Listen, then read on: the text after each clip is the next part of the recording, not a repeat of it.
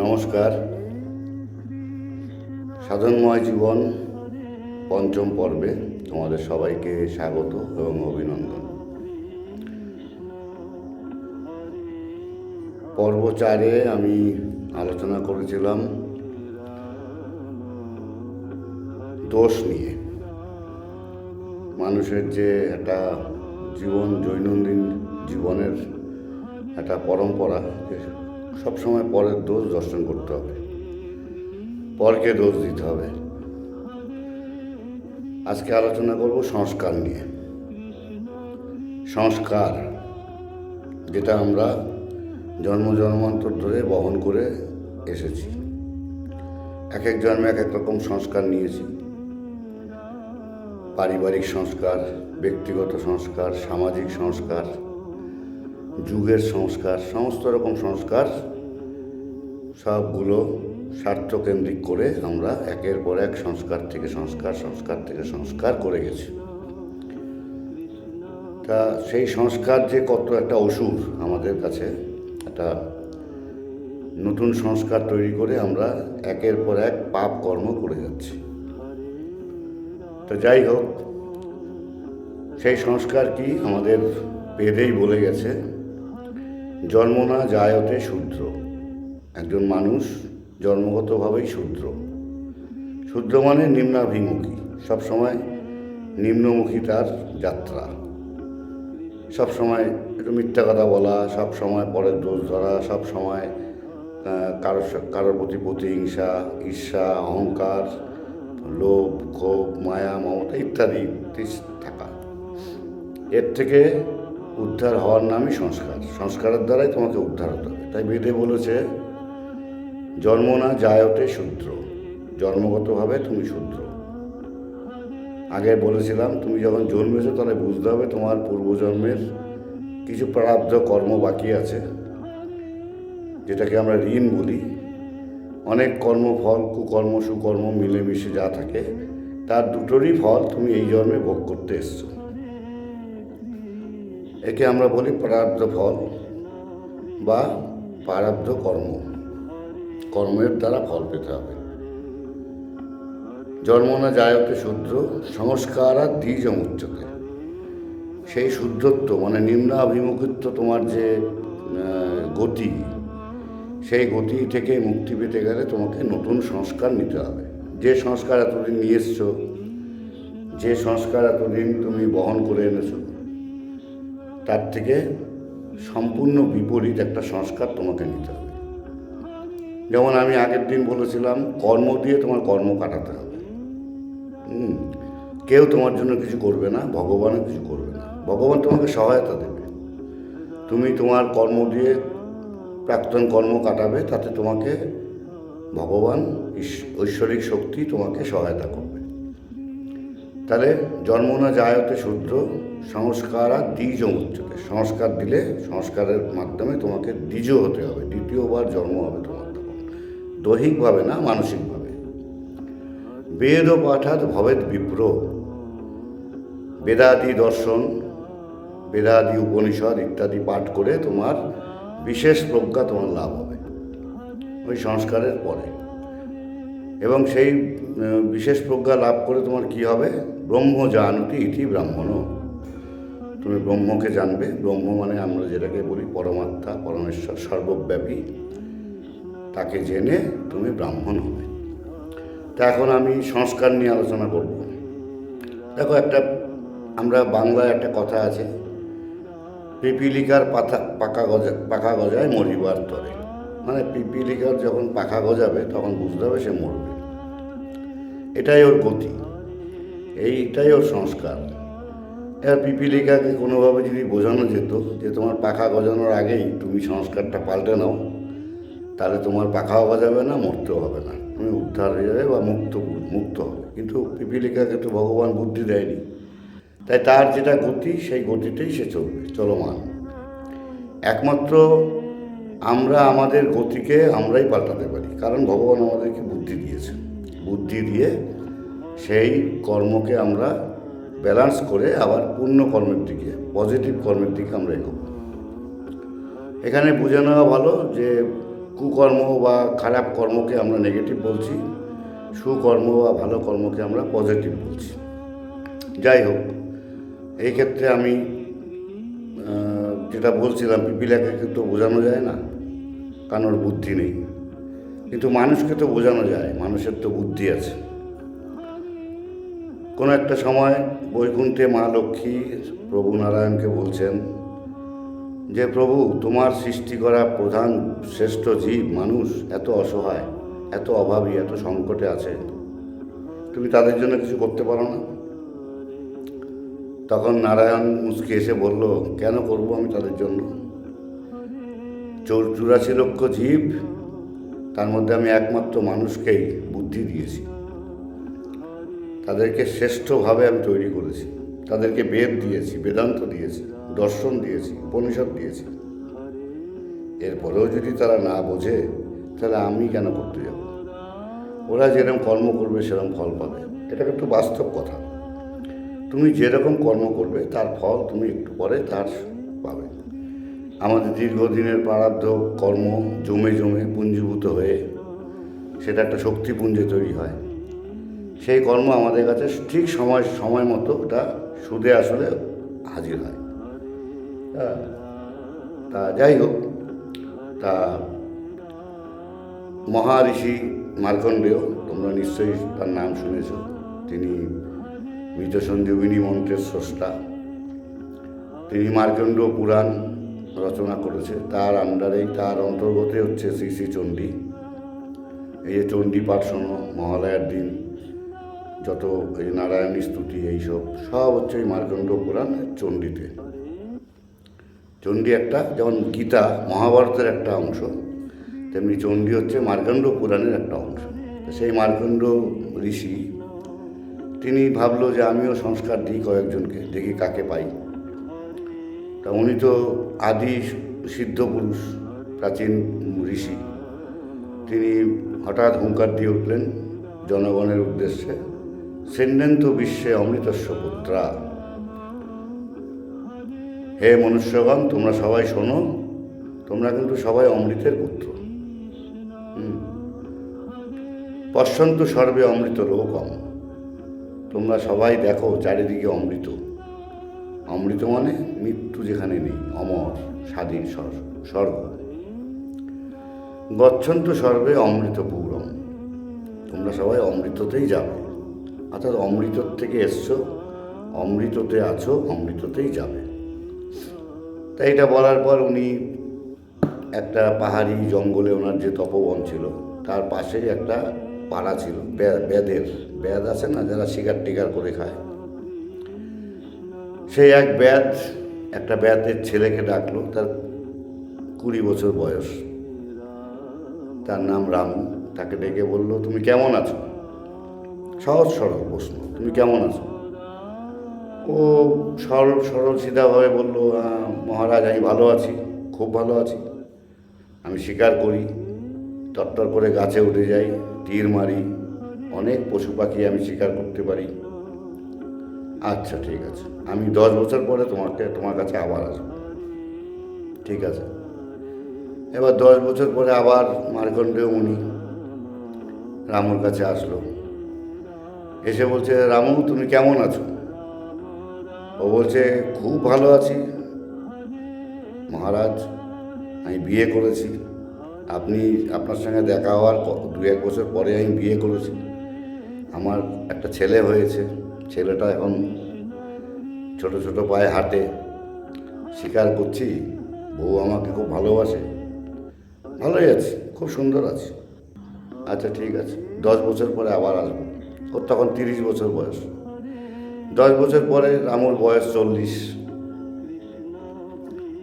রামু তুমি কেমন আছো?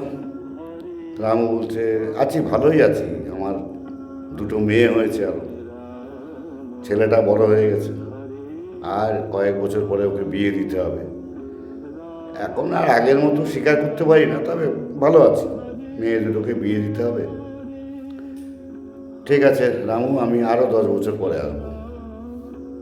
ঠিক তার 10 বছর পরে রামুর বয়স তখন 50 বছর।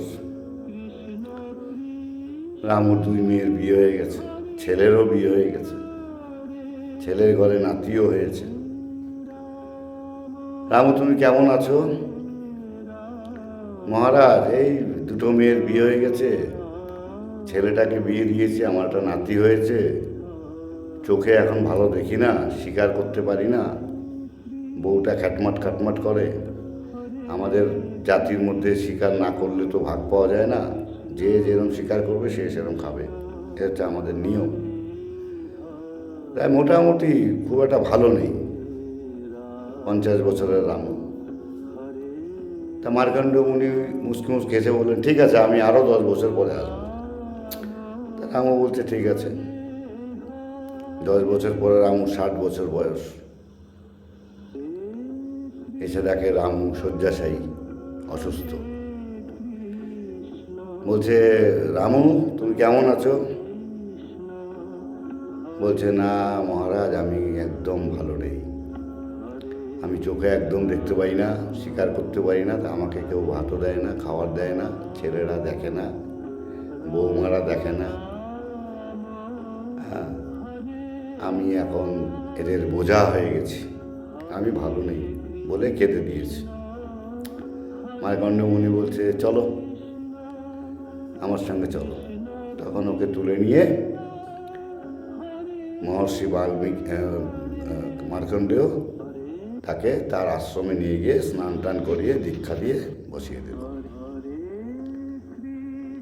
তোমাদেরকে বলে রাখি, ওই 60 বছরের রামু প্রথম মার্কণ্ড মুনির শিষ্য, ইনিও একজন মুনি হয়েছিলেন। নামটা আমার এখন ঠিক মনে পড়ছে না, উনিও একজন মুনি হয়েছিলেন।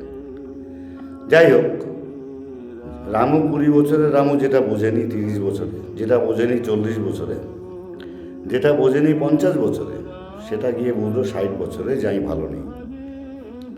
তার মানে ওই বাংলা কথা, ঠেলায় না পড়লে বিড়াল কাছে ওঠে না। মানে মানুষ প্র্যাকটিক্যালি যতক্ষণ না বোঝে ততক্ষণ সে বোঝে না। কিন্তু মার্কণ্ড মুনি ওকে বুঝিয়ে ওকে সেই জায়গায় নিয়ে এসেছিল। আমাদের স্বামী বিবেকানন্দ একটা কথা বলেছিলেন যে আত্মজ্ঞান লাভের জন্য যুবক বয়সে বা যুবতী বয়সেই শুরু করতে হয়, কারণ সেটা বৃদ্ধদের জন্য নয়। বৃদ্ধদের জন্য নয় বলেনি, মানে বলার কারণ হচ্ছে বৃদ্ধদের কাছে গেলে এটা অনেক দেরি হবে, সহজ হবে না। তাই হচ্ছে সংস্কার।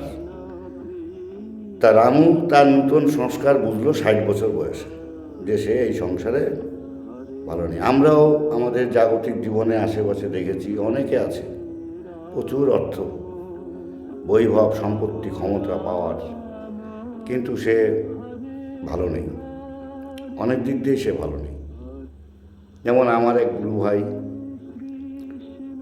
সে পালের কাজ করে, মানে ঠাকুর প্রতিমা বানায়, পাল তারা। তার বয়স আজ থেকে 20 বছর আগের কথা বলছি, তার বয়স তখন ওরকম 30-32 বছর বয়স। সে রোজ 8:30টার সময় তার কারখানা বন্ধ করে বাড়ি চলে যেত, আবার ভোর 4টের সময় উঠে 5টা 5:30টার মধ্যে ওর কারখানা খুলে ঠাকুর বানাতো। তা ওর দোকানে সন্ধ্যাবেলায় বাজারের খুব বড় লোকের 2-1জন আসতো, সে ওর দোকানের সামনে বসতো, পাশে চায়ের দোকান, চাটা খেতো, আড্ডা মেরে আবার চলে যেত। তাদের মধ্যে একজন খুব বড় লোক, আমি নাম বলছি না, তোমরা অনেকে হয়তো তার নাম জানো, সে এখন এই জগতে নেই। তা সে বলছে যে, বাবু এত তাড়াতাড়ি 8:30টার সময় বাড়ি যাচ্ছিস, কী করবি? বলছে যে, গিয়ে খাবো, হাত পা ধুয়ে খাবো, খেয়ে ঘুমাবো। বলছে, কটায় ঘুমাবে? 9:30টায়। তারপরে ঘুমিয়ে পড়বো, সকাল 4টায় আবার উঠবো। তা ওর দিকে অনেকক্ষণ তাকিয়ে আছে। বলছে, কী হয়েছে দাদা? না, ঘুমটা তোদের কাছে কত স্বাভাবিক না? বলছে, হ্যাঁ, শুনতে দেরি আছে, ঘুমাতে দেরি নেই। বলছে, জানিস বাবু, আমার 13টা ট্যাবলেট খেতে হয়, তাও ঘুম আসে না। বাড়িতে এত চালের বস্তা গুদাম ভর্তি, এইটুকখানি ভাত আমার জোটে সারাদিনে একবার। আমার ওষুধ খেয়ে খেয়ে জীবন যায়। আমার ওষুধ সপ্তাহে একদিন আমার চেক আপে যেতে হয়, আমার সপ্তাহে একদিন পরীক্ষা করতে হয়, রক্ত পরীক্ষা, হার্ট পরীক্ষা। তার মানে বোঝো, তার জীবনটা, তার প্রচুর পয়সা, পয়সার কোনো শেষ নেই। তার বাড়িতে 14-15টা লোক কাজ করে, তার থেকে পয়সা নিয়ে তারা সংসার চালায়, অথচ সে খেতে পারে না, সে পরাধীন। তাই সে ভাত খাবে কি না তার জন্য ডাক্তারের অনুমতি নিতে হয়, সে জল কতটা বেশি খাবে তার জন্য ডাক্তারের অনুমতি নিতে হয়, সে কোথাও বাইরে বেড়াতে যাবে কি না ডাক্তারের অনুমতি নিতে হয়, তার জীবনটা পরাধীন। তাহলে বলো তো এই অর্থের কি লাভ হলো? আমার গুরুদেব বলতো যে অর্থের জন্য জীবন না, জীবনের জন্য অর্থ। অর্থর জন্য যাদের জীবন তাদের মধ্যে উনি একজন, মানে অর্থের পেছনেই দৌড়েছে, অর্থ অর্থ অর্থ, অর্থই পেয়েছে, ভগবান বাকি জিনিস সব কেড়ে নিয়েছে। কিন্তু ওই আমার গুরুভাই বাবু, ওর হয়তো অর্থ নেই কিন্তু আর সব পেয়েছে। যাই হোক, তা এই হচ্ছে মানবীয় জীবন। বেশিরভাগ ক্ষেত্রে তোমরা আশেপাশে দেখতে পাবে প্রত্যেকেই অর্থের পেছনে দৌড়াচ্ছে। তাদের সংস্কারটাই ওই পিপিলিকার পাখা গজানোর মতো, তাদের গতিটাই হয়। যেমন ধরো আজকালকার দিনের বাবা মারা, তারা কেউ হয়তো স্বক্ষেত্রে ভালো পড়াশোনা করতে পারেনি, তাদের একটা শখ থাকে ছেলেকে ভালো করে পড়াবো, বা কেউ হয়তো পড়াশোনা শিখেছে, সে চাইছে আমার ছেলেকে আরও বেটার পড়াশোনা করাবো। ছেলেদেরকে একটা কম্পিটিশনের চক্রে ফেলে দেয়। বিশেষ করে মারা দেখবে ছেলেদের কাছে মারা খুব কঠোর হয়ে যাচ্ছে। ছেলেদের বা সন্তানদের, মেয়ে হোক ছেলে হোক, তারা মাকে ঠিক ভালোভাবে নিতে পারছে না। কারণ কি, এই মা তাকে খুব চাপ দিচ্ছে, তোকে পড়তে হবে, তোকে পড়াশোনা করতে হবে, তোকে ভালো পরীক্ষা দিতে হবে, ভালো পরীক্ষা দিয়ে ভালো রেজাল্ট করতে হবে, ভালো রেজাল্ট করে তোকে ভালো চাকরি পেতে হবে, বিশাল পয়সা আয় করতে হবে। তারপরে কি করতে হবে জানে না, তারপরে যে কী হবে সে জানে না। তাকে সংস্কার একটা কানের কাছে দিয়েই যাচ্ছে, তোকে পড়াশোনা করে বিশাল চাকরি করতে হবে, বিশাল প্রফেশনে যেতে হবে, বড় পয়সা করতে হবে, আয় করতে হবে। কিন্তু এরপরে কী হবে সেটা তার মা বাবা কেউ জানে না। যাই হোক, শিক্ষা লাভ করতেই হবে, শিক্ষা তো ভালোই। শিক্ষা মানে আমি যে শিক্ষার কথা বলছি সেটা হচ্ছে বিদ্যা। শুধু পড়াশোনা করে বিদ্যা লাভ হয় না। আমাদের প্রাতঃস্মরণীয় রবীন্দ্রনাথ ঠাকুর, তিনি কিন্তু বিদ্বান ছিলেন, কিন্তু তিনি পড়াশোনা করেনি। হ্যাঁ, তিনি বিদ্বান ছিলেন। আমাদের শাস্ত্রে একটা কথা আছে, স্বদেশে পূজ্যতে রাজা, রাজা নিজের দেশে পূজা পায়, সম্মান পায়, কিন্তু বিদ্বান সর্বত্র পূজ্যতে। যে বিদ্বান সে সর্বত্র, পৃথিবীর যেখানে যাবে সেখানে সম্মান পায়। কারণ বিদ্যা আর শিক্ষা লাভ এক না, বিদ্যা লাভ হচ্ছে আলাদা জিনিস। যাই হোক, তা সেই বিদ্যা শেখাতে গিয়ে পড়াশোনা চাপ দিয়ে বাবা মা তার ছেলেদেরকে একটা যন্ত্র তৈরি করে দিয়েছে। এক একটা সাবজেক্টের উপর 3টে করে মাস্টার। সে ফুরসতই পায় না, তার জীবনটাকে সে ভোগই করতে পারল না। এবার সে হচ্ছে, এতে কী হচ্ছে, সে নিষ্ঠুর হয়ে যাচ্ছে, সে স্বার্থপর হয়ে যাচ্ছে, তার বাসনা কামনা সব লিমিটেড হয়ে যাচ্ছে। তাকে একটা লিমিটেশনের মধ্যে রাখা হয়েছে। তুই পড়াশোনা করবি, ভালো রেজাল্ট করবি, ভালো পয়সা আয় করবি, এই লিমিটেশনের মধ্যেই ওকে ছেড়ে দেওয়া হয়েছে। তাহলে সে আনলিমিটেড ভাববে কী করে? সে আনলিমিটেড মনে স্বার্থপর, সে সেলফিশ। সে ভবিষ্যতে তার বাবা মার কথাও ভাববে না, ভাবেও না। আজকালকার দিনে দেখি বৃদ্ধাশ্রমের সংখ্যা এত বেড়ে যাচ্ছে, গলিতে গলিতে, পাড়ায় পাড়ায় এখন একটা ব্যবসা হয়ে গেছে বৃদ্ধাশ্রম। যাই হোক, ওই চাপ প্রসঙ্গটা আমি বাদ দিচ্ছি, এটা বলে দিলাম যে এখনকার দিনের সংস্কারের সঙ্গে প্রাসঙ্গিক এটা।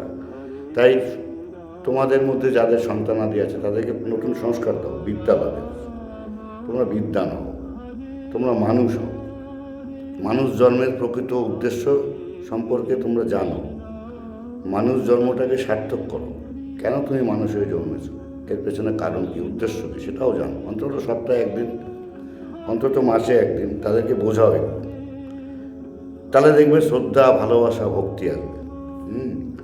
তখন ওই যন্ত্রের মতো ওই লুকিয়ে লুকিয়ে মোবাইল দেখছে, মা আসার আওয়াজ পেয়ে মোবাইলটা বালিশের তলায় ঢুকিয়ে দিচ্ছে, হবে না। ওইটা তাকে প্রাঞ্জল করো, তাকে মন ভরে তাকে শিক্ষা দাও যে তোকে বিদ্বান হতে হবে, তোর জীবনটাকে সার্থক করতে হবে। আর কিসে তোর সার্থক হবে সেটা তোর ভবিষ্যৎ তোকে বলে দেবে। কারণ অর্থের জন্য জীবন নয়, জীবনের জন্য অর্থ। জীবন পরিচালনার জন্য অর্থ এমনিতেই চলে আসবে, যদি তুমি সেই জিনিসটা ঠিক ঠিক বোঝো। দেখো, একটা হাতি একটা হাতির 1 কুইন্টাল খাবার লাগে, 100 কেজি খায় তার। কোনোদিন শুনেছো একটা হাতি অনাহারে মারা গেছে? বা অনাহারে মারা গেছে, কিন্তু সেটা হচ্ছে আমাদের মানুষের জন্য, ইলেকট্রিকের বা ওই রেলের ট্রাকে ধাক্কা খেয়ে মারা গেছে। কোনো একটা হাতি অনাহারে মারা যায়নি। আবার বলবে হাতি কোনো দিন একটা কলা গাছ সুরে করে নিয়ে সঞ্চয় রেখেছে যে কালকে খাবো? রাখেনি, কারণ তাদের প্রকৃতির ওপর ভরসা আছে। একটা মানুষ যখন জন্মায় 6 মাস আগে তার মাতৃপক্ষে দুগ্ধ চলে আসে, ভগবান দিয়ে দেয়। তাহলে এটা গ্যারান্টি যে তুমি আজকে আছো, তোমার 6 মাসের খাদ্য গ্যারান্টি তোমার। যদি তুমি বোঝো ব্যাপারটাকে যদি তুমি অন্তর থেকে মানো, তাহলে তোমার খাদ্য গ্যারান্টি। যাই হোক, তোমার জীবন পরিচালনার জন্য যেটুকু দরকার সেটুকু ঈশ্বর তোমাকে নিশ্চয়ই দেবে, যদি তোমার সংস্কার পাল্টানোর যে লক্ষ্য, সেই লক্ষ্য যদি তুমি স্থির হও, তাহলে তোমার কোনো কিছুর অভাব হবে না। হয়তো প্রাচুর্য আসবে না, কিন্তু কোনো অভাব হবে না। তাই এই সংস্কার তোমাকে নিতে হবে প্রতি পদক্ষেপে। নতুন করে আর কোনো খারাপ কর্ম করা যাবে না। ওই লোকনাথ বাবার সেই হিসাবটা নিয়ে নেবে, যত খারাপ কর্ম সব বাদ দেবে। দোষ করা যাবে না, পরের দোষ দেখা যাবে না। নিজের দোষকে অ্যানালাইসিস করো, বিশ্লেষণ করে দোষটাকে কাটানোর চেষ্টা করো। এর নাম হচ্ছে সংস্কার আর দ্বিজমুচ্যতে। এই সংস্কার নেওয়ার পরে আস্তে আস্তে তুমি বুঝতে পারবে যে তোমার মধ্যে একটা প্রাকৃতিক পরিবর্তন আসছে। তোমার অস্তিত্বের মধ্যে, তোমার নিজত্বের মধ্যে একটা যেন আলাদাত্ব আসছে, একটা ভিন্নত্ব, সবার থেকে একটু আলাদা, একটু অফুরন্ত একটা শান্তি, অফুরন্ত একটা আনন্দ, কিছু একটা পাওয়ার একটা আনন্দ। কিছু পাবে তুমি, বা পেয়েছো, বা আরও পাবে, এরকম একটা অস্ফুট আনন্দ তোমার মধ্যে বিরাজ করবে। এবং তোমার মধ্যে কিছু কিছু ঐশ্বরিক শক্তিও প্রকাশ পাবে, কিন্তু সেগুলো চাপা থাকে। যারা বুদ্ধিমান তারা সেগুলোকে প্রকাশ করে না, তারা প্রকৃতির রীতির উপরেই সব ছেড়ে দেয়। হ্যাঁ, তা এইরকম আমি বলছি সবাইকে সংস্কারটা নিতে হবে, সংস্কার আর দ্বিজমুচ্যতে। যাই হোক, আজকে মোটামুটি সংস্কারটা তোমাদেরকে বুঝালাম। সংস্কার খুব গভীরে প্রথিত, আমাদের প্রত্যেকের জীবের সংস্কার খুব গভীরে, মানে গত নিঃশ্বাস থেকে শুরু করে গত জন্ম, তার আগের জন্ম কী আছে জানি না। এই গত জন্মের প্রারব্ধ ফল তোমার কাছে আছে কিনা তুমি হয়তো প্রশ্ন করতে পারো, যে আমি যে গত জন্মে ছিলাম তার প্রমাণ কী? দেখো, অনেক কিছুর প্রমাণ কাগজে কলমে হয় না।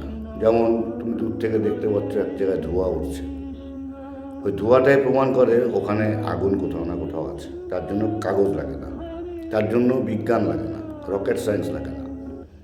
যেমন তোমাকে দেখলেই প্রমাণ হয় যে তোমার একজন পিতা আছে। কে পিতা সেটা না, তোমার পিতা আছে একটু নিশ্চয়ই, কারণ তুমি তার প্রমাণ। তেমনি তুমি এখন যেখানে আছো, ধরো তুমি এখন বেডরুমে বসে আমার এই কথা শুনছো, এই এখন থাকাটাকেই প্রমাণ করে একটু আগে তুমি কোথাও ছিলে, আবার তার একটু আগে তুমি আরেক জায়গায় ছিলে, রান্নাঘরে ছিলে, তার আগে তুমি বেডরুমে ছিলে, তার আগে তুমি বাজারে ছিলে। এরকম আগে আগে করতে করতে যাও, দেখবে এই জন্মটাই প্রমাণ করে তুমি আগের জন্ম তোমার ছিল। এই সংস্কার যখন আস্তে আস্তে পজিটিভে আসবে, সংস্কার যখন শুদ্ধ হবে, বিশুদ্ধ হবে, তখন তুমি পূর্বজন্মের কথাও জানতে পারবে। এটা স্বাভাবিক। এর মধ্যে কিন্তু কোনো বিজ্ঞান বা কোনো বিশাল বাহাদুরি বা আমার কঠোর তপস্যা করতে হবে এগুলো না। কিন্তু তোমার বুদ্ধিক্ষেত্র যত বিশুদ্ধ হবে, তত তোমার ওই যে আস্তে আস্তে বিপ্রর দিকে যাবে, বিশেষ প্রজ্ঞাবান হবে। যখন বিশেষ প্রজ্ঞাবান মানে কি? তখন তুমি অনেক কিছু জানতে পারবে, তোমার জানার মধ্যে চলে আসবে সব অটোমেটিক। তুমি জানতে চাইলেই হবে না, অটোমেটিক তুমি জানতে পারবে। এর নাম বেদান্ত সাধনা। এই সাধনা কোনো ফেলিওর নেই, ব্যর্থতা নেই, সফলতা আছে। এই সাধনার কোনো মিস ইউজ হয় না। তুমি মনে করবে যে আমি এইটা করব, এইটুকু ভাবাটাই তোমার কাছে একটা বড় প্রাপ্তি হয়ে যাবে। এরও কোনো ব্যর্থতা নেই। তাই সংস্কার পাল্টে ফেলো, নতুন করে সংস্কার নাও। এই সংস্কার নিতে গেলে তোমাকে কী করতে হবে, এবার সেটা আলোচনা করব। এই সংস্কার পাল্টাতে গেলে তোমার ভেতরে যে পুরনো সংস্কারগুলো আছে তাকে অ্যানালিসিস করো, বিশ্লেষণ করো, কোনটা কোনটা গ্রহণীয়, কোনটা কোনটা বর্জনীয়। এর জন্য তোমাকে কিছু বই পড়তে হবে। দেখো, আজকে তুমি প্রশ্ন করতে পারবে যে এইসবগুলো আমাকে কে শেখাবে, এই যে কোন বই পড়তে হবে, সংস্কার কী করে পাল্টাতে হবে, তো একটা ভালো হোম টাস্ক। সারাদিনে না হোক, সপ্তাহে একদিন তো এটা নিয়ে আলোচনা করতে হয়। তাই এইগুলোর জন্য আমি খুব দুঃখের সঙ্গে বলবো, এইগুলোর দায়িত্ব যাদের ওপর ছিল তারা কিন্তু সেই দায়িত্ব পালন করছে না। যেমন আমাদের গুরুজন, মহাপুরুষজন, তারা যতটা চেষ্টা করে গেছেন, হ্যাঁ, এই শ্রীগুরু দুর্গাপ্রসন্ন বলো, রামকৃষ্ণ পরমহংস বলো, বিবেকানন্দ বলো, প্রণবানন্দজি বলো, নিগমানন্দ ঠাকুর বলো, মহাপ্রভু থেকে শঙ্করাচার্য, এরা যা করে গেছে, কিন্তু এদের পরবর্তী জেনারেশন, পরবর্তী শিষ্যরা কিন্তু গুরু ভাঙিয়েই করে যাচ্ছে, গুরু ভাঙিয়ে প্রতিষ্ঠান চালানোর মতো চলছে। তুমি বলো, আদি জগৎগুরু শঙ্করাচার্য আজ থেকে কত বছর আগে, 1300-1400 বছর আগের কথা, তিনি পায়ে হেঁটে অন্তত সারা বিশ্ব 3 ভাগের 2 ভাগ করেছেন, পায়ে হেঁটে, আর বেদের প্রচার করেছেন, সনাতন ধর্মকে উঠিয়েছেন, কঠিন কঠিন রাস্তা দিয়ে গেছেন, কঠিন কঠিন বুদ্ধিস্ট গুরুদের সঙ্গে তর্কে গেছেন। সেই তর্কে শর্ত ছিল এমন যে তুমি যদি হারো তাহলে তোমাকে বৌদ্ধ হতে হবে, আর আমি যদি হারি আমি হিন্দু হব। তারপরে কঠিনতম তিব্বত দেশ চীনে গিয়ে জগৎগুরু শঙ্করাচার্য গরম তেল টকবক করে পড়ছে, সেই বুদ্ধিস্ট গুরু শর্ত দিচ্ছে, তুমি যদি হেরে যাও ওই গরম তেলে তোমাকে চোবানো হবে, আর আমি যদি হেরে যাই আমি ওই গরম তেলে কে চুবে মরব। শর্ত রাজি। তাতে দেখা গেল শঙ্করাচার্য জিতে গেছে তর্কে। তখন ওই গুরু ভয় পাচ্ছে, তখন শঙ্করাচার্য বলছে, না, এটাই আমাদের সনাতন ধর্মের সহিষ্ণুতা, আপনাকে আমি ওই গরম তেলে আপনি নামতে চাইলেও আমি নামতে দেব না, আসুন গলায় মিলে যাই। সেই গুরু তখন বাধ্য হয়ে আবদ্ধ হয়ে শ্রদ্ধার সাথে হিন্দু ধর্ম গ্রহণ করেছে। এরকম অনেক আছে। যাক, তিনি কত চেষ্টা করেছেন। তিনি মাত্র 8 বছর বয়সে বাড়ির থেকে গৃহ সন্ন্যাসী নিয়ে বেরিয়ে গেছেন। 12 বছর বয়সে সিদ্ধিলাভ করে বেদান্তের ভাষ্য সম্পূর্ণ হয়ে গেছে।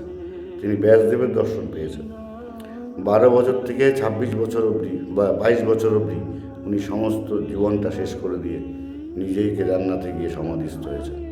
মহাপ্রভুর কথা ভাবো, মহাপ্রভু সংসার ছেড়ে কিভাবে জগতের যে একটা সংস্কার ছিল, খারাপ সংস্কার, নিচু উঁচু ডোম স্পর্শ,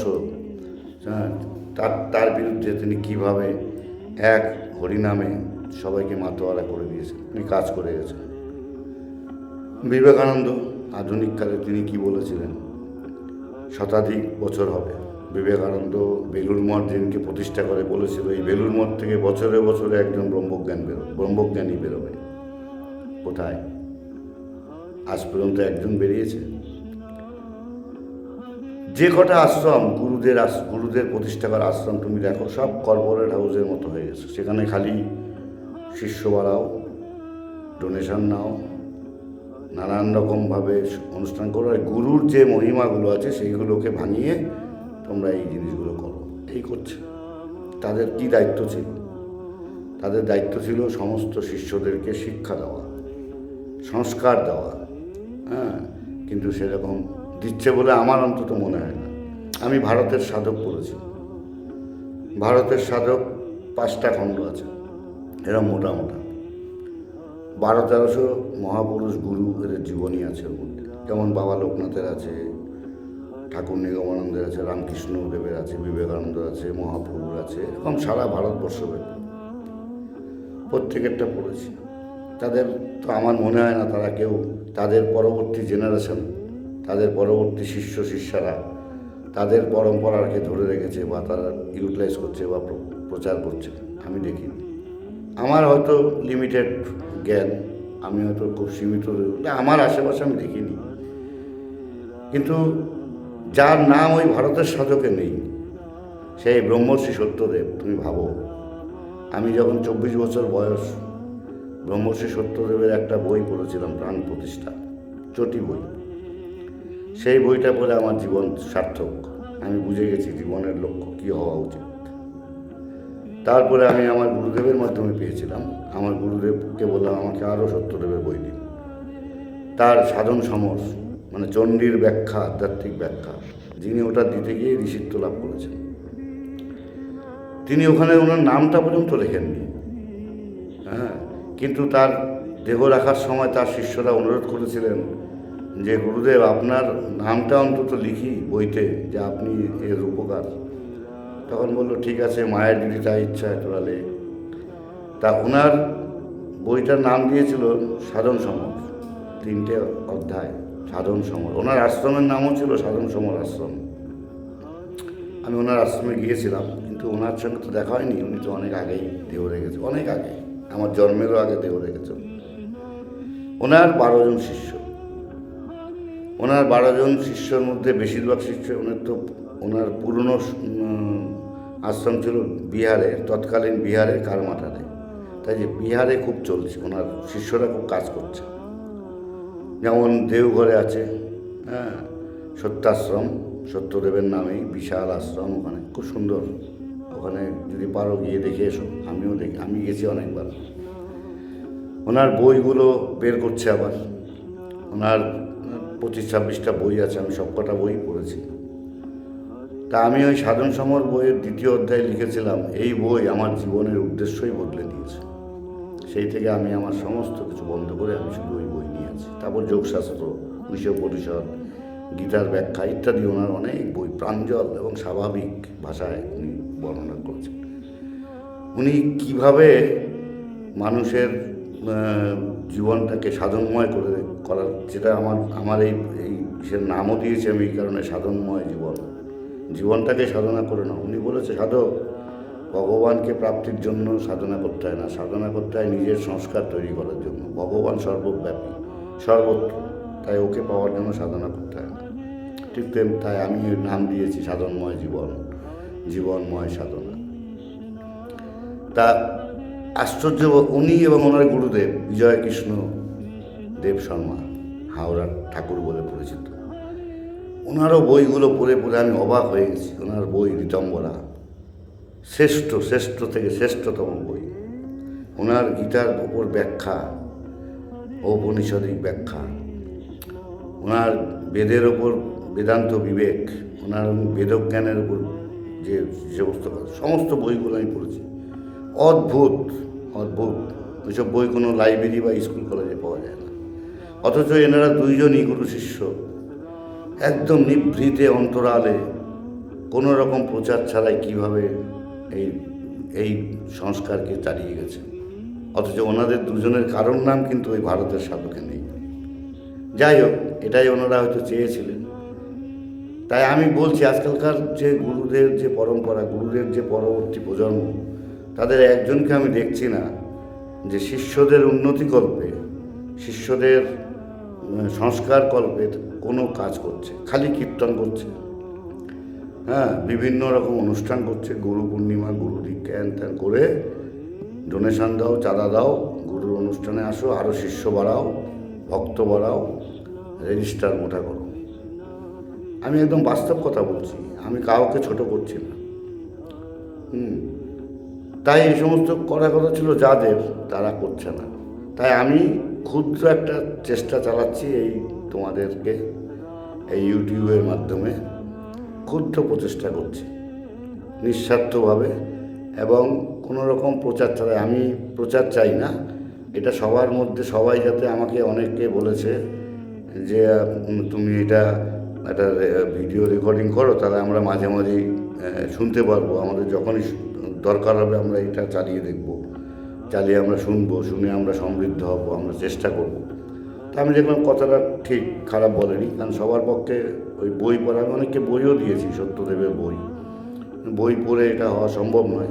তাই আমি যখন ঠিকই কথা, তাই আমি এই ক্ষুদ্র প্রচেষ্টা, প্রয়াস অনেক, চেষ্টাটা যে বহু জায়গায় ছড়িয়ে পড়ুক, এটা আমার নিজের ব্যক্তিগত অভিজ্ঞতা, আমি এটা তোমাদেরকে শেয়ার করছি।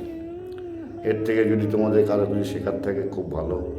মঙ্গলময়ী জননী তোমাদের সকলের মঙ্গল করুক, কল্যাণ করুক, এইটাই আমি আশা করি। যাই হোক, তাই সংস্কার নিয়ে আজকে যেটা বললাম তোমরা বোঝার চেষ্টা করো। হ্যাঁ, কারণ কি, জীবনটাকে ধন্য করতেই হবে। হ্যাঁ, মানুষ জন্মায়, মলমূত্র ত্যাগ করে, খায়, বাচ্চা পারে, রোগগ্রস্ত হয়ে মরে যায়। এই হচ্ছে প্রধান মানুষের জীবন। তার মাঝখানে সুখ, অশান্তি, সংকট, সমস্যা, নানান রকম অভাব অনটন, নানা রকম কষ্ট, দুঃখ, এই দিয়ে জীবনটা শেষ হয়ে যায়। কিন্তু এইটার জন্য কি মানুষের জন্ম? একটু ঠান্ডা মাথায় ভেবে দেখার জন্য অনুরোধ করছি, সবাই দেখে নাও যে জীবনটা কী। এবার বলবে সাধন ভোজন আমাদের জন্য না, ওগুলো না, এটা ভুল কথা।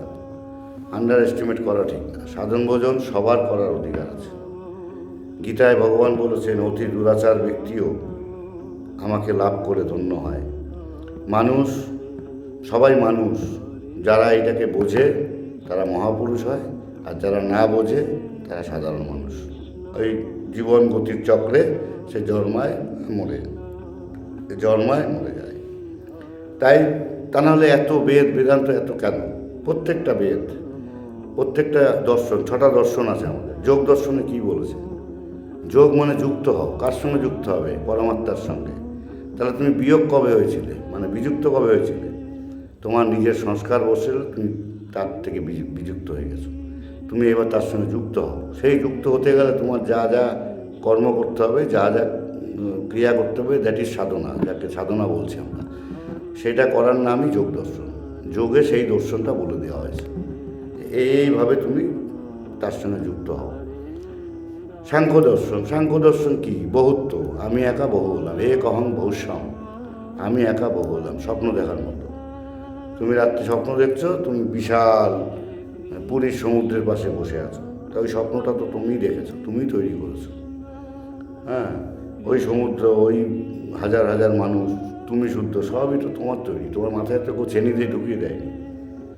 তাহলে অহং বহুশ্যাম, ঈশ্বরত্বের কণা তোমার মধ্যে আছে, কিন্তু ওটা তোমার ভেঙে যাচ্ছে, তুমি বুঝতে পারছো না। যাই হোক, এইসব ব্যাপার নিয়ে আরও ভালো করে আমি বুঝাবো পর বোঝাবো। হ্যাঁ, তোমাদেরকে একটা জিনিস মাথা রাখতে হবে, এটাকে শ্রদ্ধার সঙ্গে নিতে হবে যে আমি আত্মজ্ঞান লাভ করবই। কারণ এটা কি, আত্মজ্ঞান লাভের যে শান্তিটা, যে আনন্দটা, সেটা তো তোমরা আঁচও পাওনি। এর জন্য হয়তো আগ্রহ আসবে না, কিন্তু তোমাকে তার জন্য সাহায্য নিতে হবে অন্যান্য মহাপুরুষ, অন্যান্য ভারতবর্ষের অন্যান্য যে ব্যতিক্রমী চরিত্রগুলো আছে তাদেরকে দেখি। দেখো, কেউ কাঙালের ঘরে এসছে, রামপ্রসাদ, মামাকাপা, রামকৃষ্ণ, এসব গরিব ঘর থেকে এসছে। আবার বুদ্ধদেব, রাজার ছেলে, একই ছেলে, সে এত বড় রাজত্ব পাঠ, এত কিছু সব ছেলে, এক যাত্রায় দেখো ওই জরা ব্যাধি মৃত্যু দেখে ওর ঘুম উড়ে গেছে। তাহলে আমার এই জরা ব্যাধি মৃত্যু, এর মধ্যে আমিও তো পড়ি। তাহলে এর থেকে আমার মুক্তি, নির্বাণ নিতে হবে। দেখো, এক রাতে অস্থি ওই রাজভোগ, রাজ ঐশ্বর্য সব ত্যাগ করে সে চলে গেল, গিয়ে সে তথাগত বুদ্ধ হয়ে গেল। তাহলে এইগুলো এই জগতেরই তো এগুলো প্রত্যক্ষ উদাহরণ। হ্যাঁ, তাই তুমি কেন পারবে না? সবাইকেই পারতে হবে। তোমাকে সেই মনের দৃঢ়তা আনতে হবে, সংকল্প নিতে হবে যে আজ থেকে আমি আমার সংস্কার পাল্টাবো, আমি আমার কর্মের ফল কর্ম দিয়ে কাটাবো। যেমন জেলেরা যে জাল বোনে, একটা করে ঘাই, লাস্টে গিয়ে ঘাই যখন মেলে না, তখন সে বুঝে যায় যে কোথাও ভুল হয়েছে। সে আবার পেছন দিকে মেলাতে গিয়ে বুঝে নেয় যে এইখানে ঘাইটা ভুল হয়েছে। ওইটাকে আবার রিপেয়ার করে আবার এসে সেই ঘাই থেকে নতুন করে ঘাই তৈরি হয়। তেমনি জীবনেরও প্রত্যেকটা জীবনের একটা জাল, বিভিন্ন রকম মায়া জাল যাকে বলি আমরা, মাকড়সার মতো। সেই জালের কোথাও যদি তোমার না মেলে, বুঝতে হবে তোমার আগে কোথাও ভুল হয়েছে। তোমার যেতে হবে সেইখানে গিয়ে আবার মিটিয়ে আসতে, সেইটা রিপেয়ার করতে হবে, রিপেয়ার করে আবার এসে জাল বুনতে হবে। তা এর নামই হচ্ছে সাধনা। এইটা করার নামই সাধনা। সাধনা মানে অন্ধকার ঘরে বসে জব করলাম, ওই 1 লাখ জব, 100 জব, আমি অনেক করেছি। ওগুলো করে হয়তো অন্যদিকে মনটাকে সমৃদ্ধ করা যায়, কিন্তু আসল জ্ঞান লাভ করতে গেলে জীবনটাকে সাধনায় আনতে, সাধনময় জীবন করতে হবে। ওই যে আমি দ্বিতীয় অধ্যায়ে বলেছি না, জগৎগুরু শঙ্করাচার্য বলেছেন যে আমার যে কোনো চলাফেরা তোমাকে পরিক্রমা করা হোক। তোমাকে বলতে একজনকে নির্দিষ্ট করে দেওয়া হয়েছে, তিনি হচ্ছেন পরমাত্মা, পরমেশ্বর, তিনি মা, জগজ্জননী, বিশ্বেশ্বরী, যা বল, গুরু, যা বল। আমার সমস্ত চলাফেরা, মানে আমি যে চলাফেরা করি, যে বাজারের কাজে, ব্যবসার কাজে, চাকরির কাজে, যাই করি, সেটা যেন তোমাকে পরিক্রমা করা হয়, আশীর্বাদ চাইছে। আমি যা কিছু করি কর্ম, সেটা যেন তোমার পূজা হয়। হ্যাঁ, আমি আমার ভোগ, খিদা, সেটা যেন তোমার আহুতি হয়। আর আমার যে খাওয়া, সেটা যেন তোমার প্রসাদ হয়। আর সবচাইতে গুরুত্বপূর্ণ বলেছে সবার শেষে, আমি যে ঘুমাবো, নিদ্রা, সেই নিদ্রাটা যেন তোমার প্রণাম হয়। ভাবতে পারো, কোনোটা কি বাদ যাচ্ছে? সব কিছুর মধ্যে ভগবানকে ঢুকিয়ে নেওয়া, ভগবানের সঙ্গে টাচ থাকা, এইটা যদি করতে পারো, তোমার ওই মন্ত্র জপের থেকে আরও অনেক বেশি কার্যকারী হবে। দেখে নিও, আমি নিজে উপলব্ধি করে বলছি, নিজে অনুভব করে বলছি। তাই এই সংস্কারে আসো। এই সংস্কারে আসার জন্য, এই সংস্কার নিয়ে আমার আরও অনেকগুলি পর্ব চলবে, কারণ এই সংস্কারটা খুব টাফ ব্যাপার। হ্যাঁ, সংস্কারটা বোঝাতে গেলে তোমাদেরকে আরও অনেক গল্প, অনেক উদাহরণ বলতে হবে, অনেক কিছু বলতে হবে। তা যাই হোক, সবশেষে একটা উপনিষদের একটা ছোট্ট গল্প বলে, যে তোমরা যাই করো, কর্ম করো না করো, ভালো করো খারাপ করো, ওপরে একজন, তিনি সব সময় দেখছে, কারণ তার মধ্যেই তো তোমরা আছো। তা এক রাজার 3টে ছেলে ছিল। তা রাজা দেখছে আমার 70 ঊর্ধ্ব বয়স, আমাকে তো সিংহাসন ছাড়তেই হবে। প্রজা বৎসল রাজা ছিল, প্রজাদের খুব ভালোবাসত। তাহলে প্রজাদেরকে আমি এমন একজনের হাতে দিতে চাই যে আমার থেকেও ভালো হবে, যে প্রজাদের উপর অত্যাচার করবে না, প্রজাদেরকে দুঃখ কষ্ট দেবে না।